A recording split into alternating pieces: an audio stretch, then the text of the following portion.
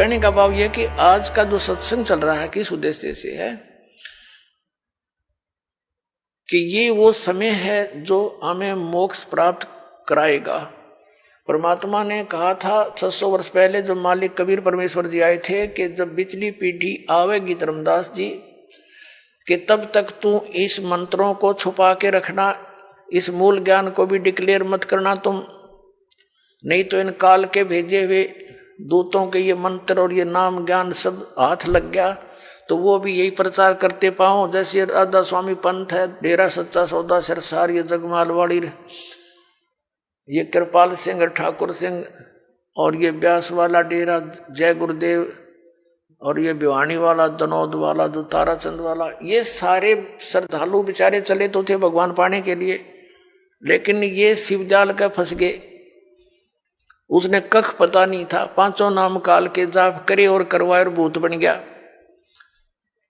और काल प्रेरणा से भोली भाली श्रद्धालु सारे ब्लाइंड फेथ करके, क्योंकि श्रद्धालु का स्वाभाविक गुण होता है वो अपने गुरुदेव पर ब्लाइंड फेथ करता है और इसी से सफलता मिलनी थी, लेकिन उसका दुरुपयोग हो गया। बबूल के पौधे को, किक्कर के पौधे को आम का पौधा जान कर बो लिया और उसकी सिंचाई कर रहे हैं आम प्राप्ति का उद्देश्य रखकर। ये इनकी महाभूल है। पांचों नाम काल के और मोक्ष की प्रतीक्षा, देख कैसी भूल लगी है इनके।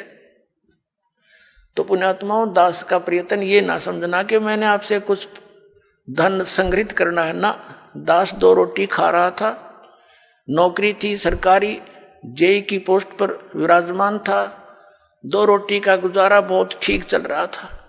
लेकिन जब से दास को ये पता चला, जब तक नाम देने का आदेश नहीं था तब भी दास घर घर जा जाकर समझाया करता था, गुरुजी से ला करके नाम दिलाया करता था। और फिर उन्होंने दास पर यह भार सौंप दिया, आशीर्वाद दे दिया कि बेटा तुम नाम दिया कर। तो उस दिन के बाद फिर और ज्यादा जिम्मेवारी बढ़ गई, इस तत्व ज्ञान को फैलाऊं। विरोध का भी रिकॉर्ड तोड़ दिया, काल ने क्रोथा कांड करवा दिया, इसी कारण से अत्याचार करवा दिया हमारे ऊपर, लेकिन समर्थ साथ था, कुछ बिगाड़ नहीं पाए। पिछला इतिहास देख लो संतों भक्तों के साथ जिन्होंने जुल्म गुजारे, लेकिन वह सफल नहीं हो पाए, अंत में मुंह की खानी पड़ी।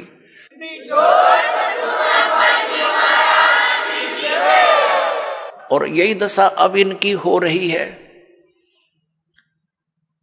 तो पुण्यात्मा, परमात्मा का एक विधान है, क्योंकि परमात्मा कबीर जी जब आए थे उनके साथ भी बहुत कैर तोड़े थे, नकली गुरुओं ने जुल्म करवाए थे। उबलते हुए सरसों के तेल के कढ़ाई में बैठा दिया भगवान को, लेकिन कुछ बिगाड़ नहीं पाए। झेरे कुएं में डालकर ऊपर से कंकर पत्थरों से भर दिया, परमात्मा बाहर बैठे पाए।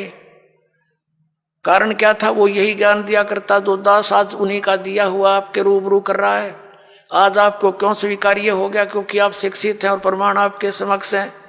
ये इंस्ट्रूमेंट, ये इंटरनेट, ये प्रोजेक्टर, ये चैनल मालिक ने आपके लिए बनवाए ना।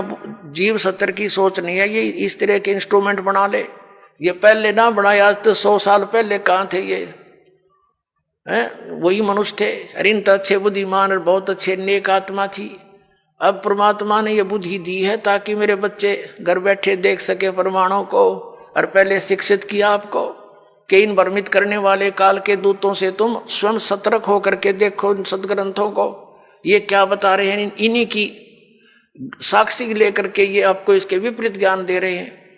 तो आज इसलिए हम सफल हुए कि आप शिक्षित हैं और साथ में भगवान का पंजा दास के साथ है। तो और उसके बिना ये कदम भी नहीं चल सकते हम इसे घोर कलयुग में। और आज हम कितने सफल हो रहे हैं? क्योंकि हमारा ज्ञान सच्चा है, हमारा भगवान सच्चा है और हम सत्य के ऊपर संघर्ष कर रहे हैं।